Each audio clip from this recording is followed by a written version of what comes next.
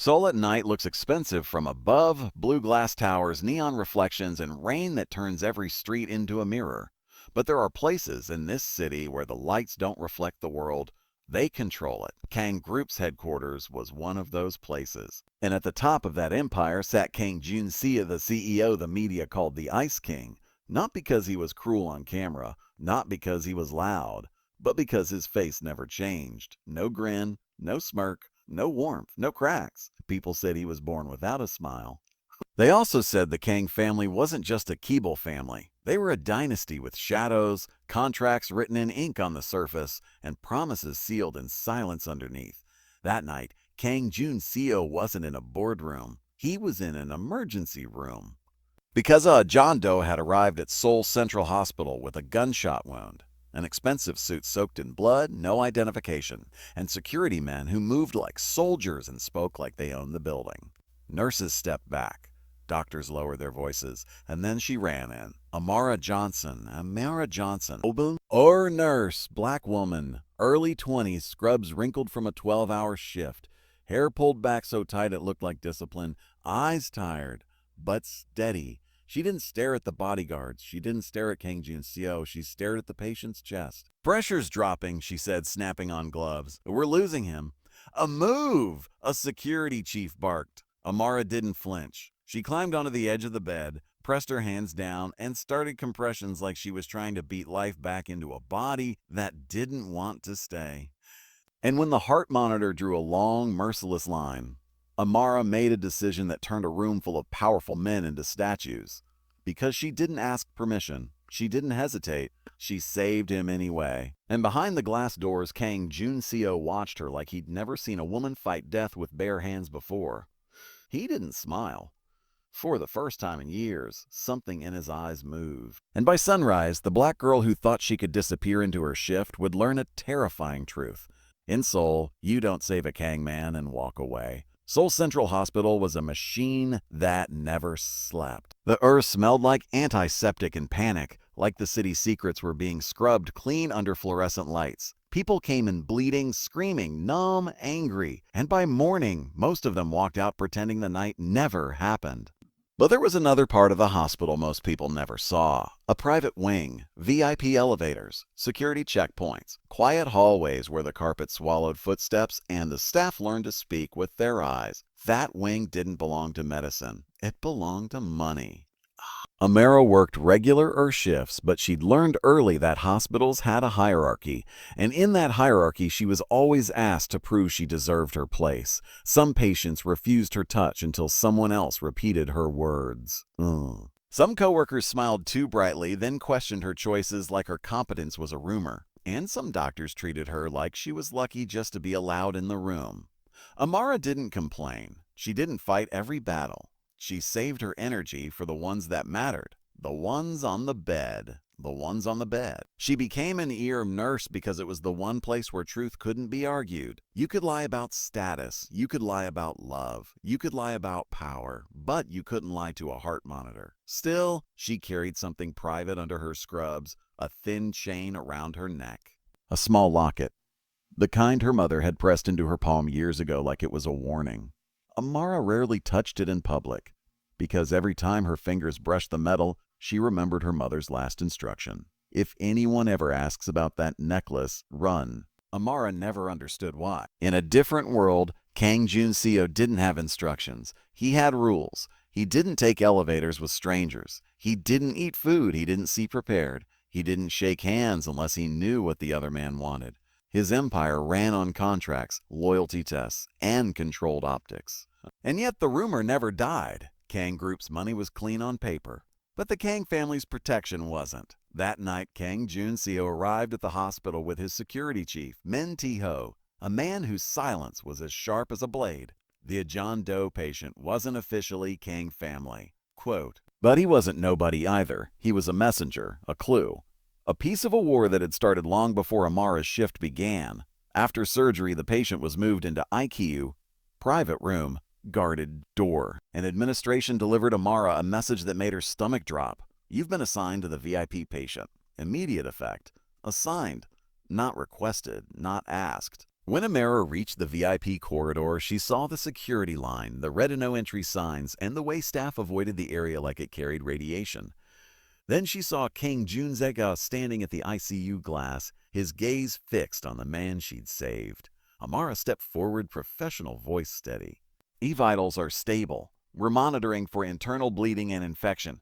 Kang didn't turn. Then, without looking at her, he said something that felt like a blade sliding across her skin. "Where did you get that locket?" Amara's hand rose instinctively to her neck.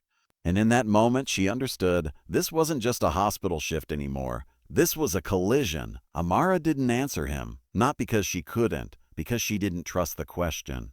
"My personal items aren't relevant to patient care," she said, eyes on the monitors. Kang finally turned.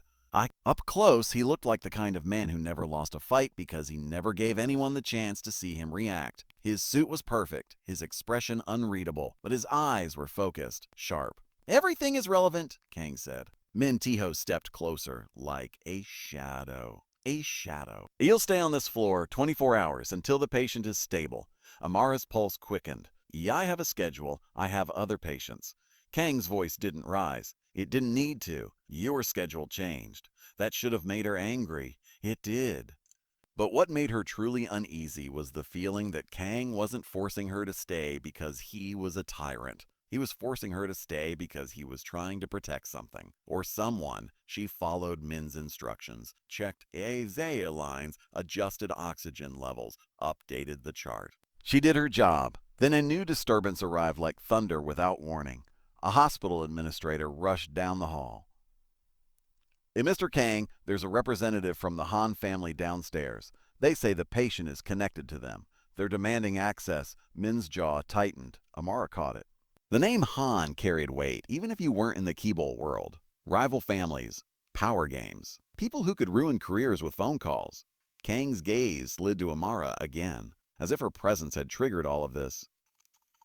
"Do you understand what they're saying?" Min asked her suddenly, in Korean, testing. Amara answered in Korean without hesitation. Clear, fluent, slightly sharper than polite. "Yes, and their paperwork is fake." Min froze. Kang's eyes narrowed, not in anger, interest. "How do you know?" he asked. Amara reached for the documents the administrator held, scanned them fast, then pointed at a stamp. "What a seal is wrong. The registration number formatting doesn't match the ministry standard, and the signature line was copied." The administrator blinked like he'd never considered a nurse could catch fraud. Kang took the papers, his face still calm, but his voice changed by half a degree. "That means they're not here for patient rights," he said. Min nodded slowly. "Oh, they're here to control what he says when he wakes." Amara's hands went cold. Because in the air, she'd seen men die for less than a secret. She looked at the ICU door, at the silent patient. And for the first time, she realized something that didn't feel medical at all. This man's survival had political consequences. Kang turned to her. "You saved him. That makes you involved." Amara's jaw tightened. "I didn't ask to be." Kang stepped closer, voice low. "Oh, none of us ask." Outside, the elevator chimed. Footsteps echoed. And Min Tiho's radio crackled with a warning that snapped the air in half. The Han men are inside the hospital.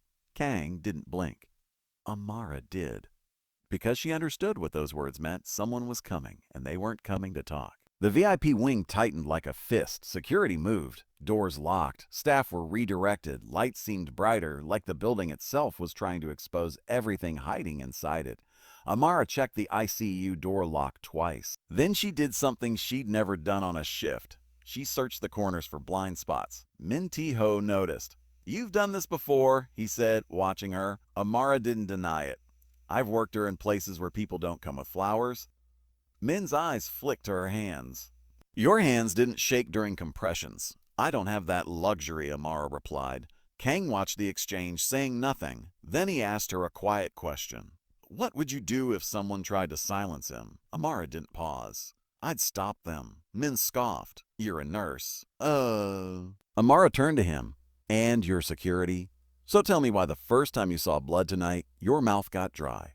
Min's face hardened. Kang's gaze sharpened. Again, that small shift of interest. A sudden alarm beeped. The patient's oxygen dipped. Amara moved instantly, adjusting the mask, checking the line, tightening the seal. Kang stepped closer to watch. He didn't interfere. He observed. A minute later, the patient stabilized. Amara exhaled. Then Kang did something unexpected. He reached into his inner suit pocket and pulled out a small device, an encrypted phone. He slid it toward her. Tell me what you see, he said. On the screen was a photo of a woman, black, standing beside a Korean man in an old suit. The photo was grainy, like it had been taken in the 90s. The woman's face was unmistakable. Amara's mother. Amara's blood froze. Her throat tightened so hard she couldn't speak. Kang watched her carefully. You recognize her. Amara's voice came out like a whisper. Where did you get that? Kang leaned forward. Answer my question about the locket. Amara's hand rose to her neck again. She could feel the metal under her fingers like it was burning. My mother gave it to me, she said finally. When? Before she died. Kang's eyes didn't soften, but something in his tone did. Your mother worked for someone in Korea, he said. Someone powerful, someone who hit her. Amara's chest rose and fell fast. I don't know what you think you know. Min Tiho's radio exploded with panic. A power outage in the generator room. Cameras down. Someone's moving toward VIP. The hallway lights flickered once. Then stabilized. But the air changed. Amara didn't wait for orders. She grabbed a metal tray, positioned herself near the ICU door, and stood like she'd decided the world would have to go through her first. Min stared at her. You're going to fight? Amara's jaw set. I'm going to protect my patient. Kang looked at her like he'd never seen loyalty that wasn't purchased. Footsteps approached. Quiet, controlled. A gloved hand reached for the door handle. Amara's heart hammered. Then, the door opened from the outside, and Kang Junshu stepped in first, blocking the entrance with his body. Behind him, Min Tiho dragged a man in a maintenance uniform with a syringe in his hand. Min spat. Amara stared at the syringe, clear liquid inside.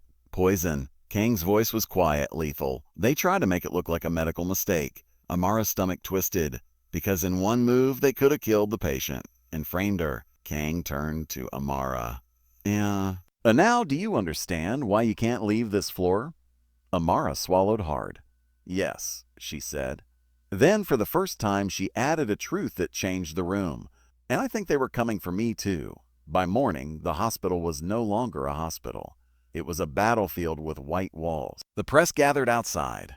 Rumors spread. Nurses whispered about VIP lockdowns and men in suits. Amara tried to focus on medication schedules and blood work, but her mind kept returning to the photo. Her mother. In Korea, with a Kang man.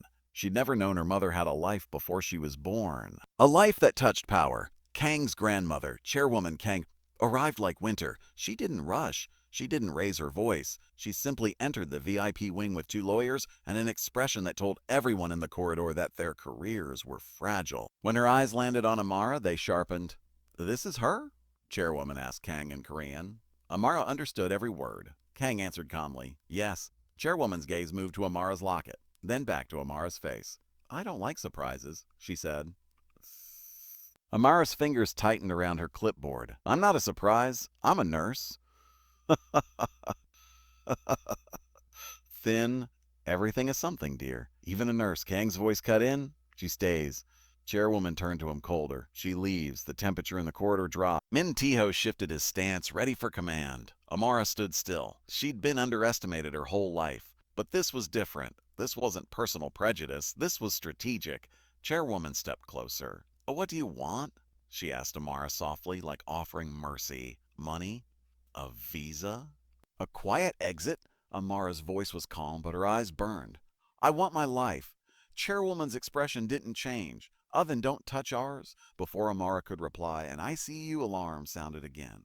The patient's fever spiked. Heart rate irregular. Amara moved fast, calling the doctor, adjusting fluids, checking for infection. She worked like her anger had become fuel. Kang stood in the doorway watching her, his phone buzzing constantly. Min spoke quietly at his side. And family is pushing a story. They're blaming the nurse. They're saying she used the hospital to blackmail you. Amara's blood went cold. A smear campaign. If the public believed she was a con artist, then the Kang family could erase her without consequences. Kang's jaw tightened. They're desperate. Chairwoman's voice cut through. Then let them destroy her. It's convenient. Amara heard it, and for the first time her professionalism cracked. She looked at Kang. So that's the plan? Let them ruin me to protect your image? Kang's eyes locked on hers. "Oh, no," he said, then quieter. But you need to understand something. In my world, innocence doesn't protect you. Power does." Amara's hands trembled. "I don't want your power," she said. "I want the truth." Kang stared at her for a long moment. Then he said something that sounded impossible from his mouth. "Then we'll make the truth louder than their lies." Night returned and the VIP wing fell into a quieter kind of tension. Like the building itself was holding its breath. Mara sat alone at the nurse station, writing notes, pretending her hands weren't shaking. Her hands weren't shaking. Kang Junseo approached without warning, set down a small food box, and sat across from her as if it was the most normal thing in the world. "You haven't eaten," he said. Amara didn't touch the box. "I don't take gifts from people who can destroy me." Kang's gaze held. "Then consider it payment." "I for what?" For staying alive." Amara let out a small, humorless laugh. Then she opened the box anyway because her body didn't care about her pride. They ate in silence. Then Kang spoke softly, as if testing the words. "Your mother's name," he said. "What was it?" Amara swallowed. "Ania." Kang repeated it like he was storing it. Ania. Amara looked at him. "Oh, why do you care?" Kang's eyes moved to the ICU glass. "Because my family has been hunting a ghost for 25 years. Amara's heart thudded. A ghost? A woman who disappeared with evidence. A woman who could have changed succession. A woman who refused to be bought. Amara's throat tightened. "And my mother wasn't involved in your business." Kang's voice stayed calm. "She was involved in my bloodline." Amara froze. The sentence hung in the air like smoke. She wanted to deny it. She wanted to laugh it off. But her locket felt heavier. Amara's voice dropped. "My mother told me my father was Korean. That's all." Kang leaned forward slightly. "Did she ever show you a name?" "No." "Did she ever show you a photo?" Amara hesitated, then nodded slowly. "Once." "She tore it." "She kept half." Kang's eyes sharpened. "Where is it?" "I don't have it," Amara said. "She hid it, or destroyed it. I don't know." Kang's gaze lingered on her face like he was mapping it. Then he said, "You have Kang eyes." Amara flinched. "That's ridiculous." Kang didn't smile. Most people think blood is just biology. In my family, blood is life." Before Amara could respond, the ICU monitor beeped, sharp, urgent. She jumped up instantly. Kang rose with her. They entered the ICU room together. The patient's eyes fluttered open, unfocused, fevered. Amara leaned close. "You're safe. Don't try to talk. Just breathe." The patient stared at her like he recognized her. His lips moved. A whisper, barely audible. "Anuna." Amara's body went cold. Older sister Kang's head snapped up. The patient's hand lifted weakly and grabbed Amara's wrist like he was afraid she'd disappear. Then he passed out again. Freudian. Amara stood frozen. Kang's voice came out low, controlled, and dangerous. "I called you Nuna." Amara swallowed. "He's delirious." Kang's eyes didn't leave her wrist. "Or he knows something." Min Tiho entered quietly, holding a sealed file. "Sir," Min said. We found her name. We found her name." Amara's breath caught. Kang turned to her slowly. "Now," he said, "we stop guessing." Kang opened the file in front of Amara like he was opening a grave.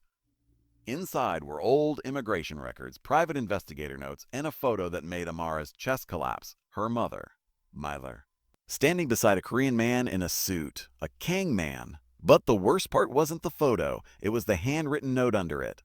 "Ania, removed from Korea. Child must never return. Succession risk." Amara's voice cracked. "That's not real." Min Tiho placed another document down. Recent. A private DNA report. Amara stared at her own name on it. Her blood work, taken during a routine check after the blackout scare. She hadn't even noticed. Kang's voice was calm but heavy. "I tested you." Amara's eyes flashed with anger. "Without my consent?" Kang didn't excuse it. "I needed certainty before my family killed you." Amara's throat tightened. "A certainty of what?" Kang slid the report closer. 99.98% match. Kang family line. Amara's nays nearly gave out. She stepped back, hand flying to her locket like she could anchor herself with metal. "I didn't ask for this," she whispered. Kang's eyes held hers. "That doesn't matter to them." The door opened. Chairwoman Kang entered with a lawyer and a cold, satisfied expression, like she'd been waiting for this moment her entire life. She looked at the DNA report and didn't blink.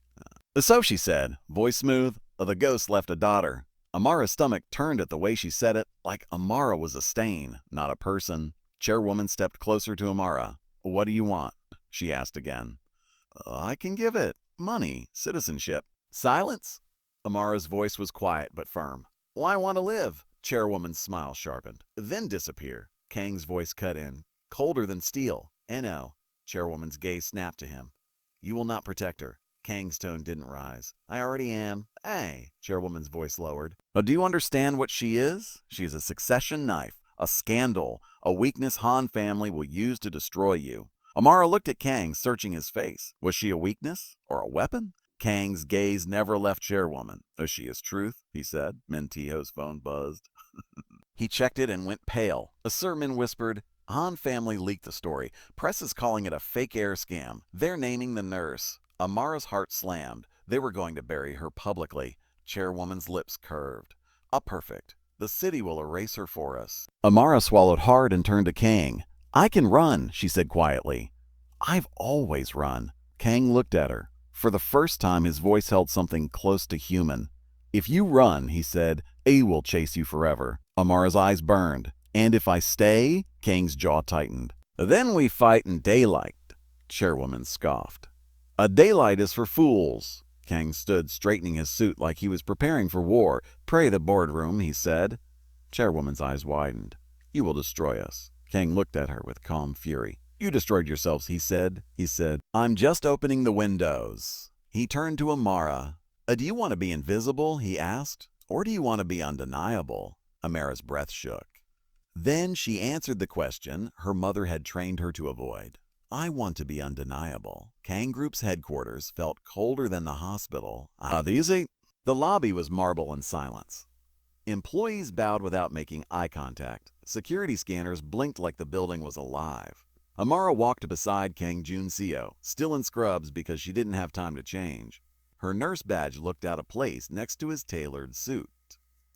But she held her shoulders high. Because she wasn't here for approval. She was here for survival. In a private office, Kang laid out documents like weapons. Like weapons. The DNA report, he said. Old photographs. A sealed ledger showing illegal marriage alliance payments. And the audio confession from the man Min caught with the syringe. Amara stared at the ledger. What is that? Kang's expression stayed calm. My grandmother's system. Contracts that traded women like political currency. Amara's stomach clenched. Arranged marriage wasn't just tradition. It was business. Kang nodded. And you're about to be sold into it by people tied to Han. Amara's hands shook with anger. So they wanted me trapped and erased. Kang's gaze held hers. Yes. Amara swallowed. And you're willing to expose your own family? Kang's voice was low. I'm willing to burn the part of my family that deserves it. Min Tiho entered. Sir, the board members are arriving. Press is set. Han representative is in the lobby. Kang looked at Amara. They're going to try to shame you? Amara's chest tightened. They'll call me a liar. Kang's eyes hardened. Then don't defend yourself. Reveal them. Amara nodded slowly, forcing her breathing steady like she was back in the ear. What if I freeze? She asked softly. Cohen's gaze didn't soften, but his voice did. And then I'll speak, he said. But I don't think you'll freeze. Amara looked down at her hands. Hands that had pressed life back into a dying chest. She looked up again. I won't, she said. Kang opened the door to the boardroom. The noise hit them like a wave voice's cameras whispered. And for a split second, Amara felt exactly like she had in every room where she didn't belong. Then she remembered her mother's words. Run. She didn't run. She walked in. The boardroom was built for control. Long table, leather chairs, a skyline view that made people feel small.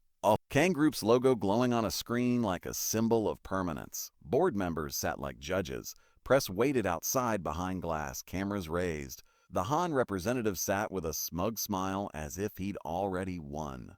Chairwoman Kang sat at the head like a queen who believed no one could dethrone her. Kang Junseo took his seat without asking permission. Amara stood at the front, near the screen. A nurse in a room full of kings. Chairwoman began smoothly.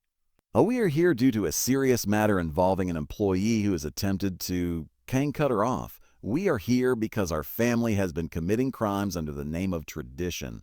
The room froze. The Han representative's smile faltered for half a second. Chairwoman's eyes sharpened. Junseo Kang's voice stayed calm. No, today we speak clearly. He turned slightly to Amara. A start. Amara's throat tightened, but she spoke anyway. voice steady like she was delivering a diagnosis.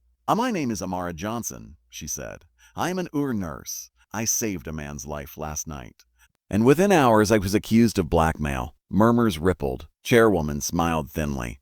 "A dramatic speech won't change facts," Amara continued. "I didn't come to Korea to claim wealth. I didn't come here to destroy anyone. I didn't even know my father was connected to this family until your people came for me."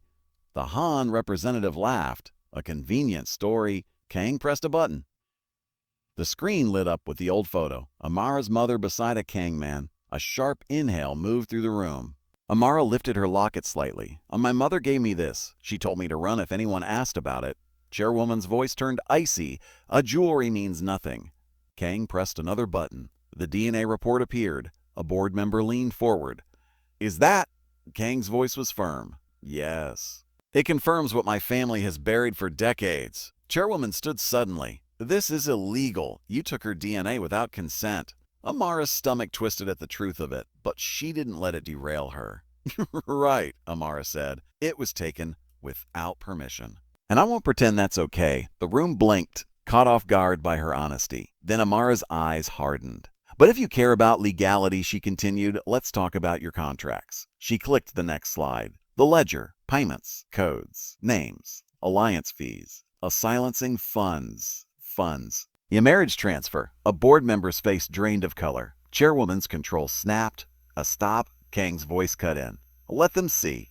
The Fawn representative shifted, trying to regain the room.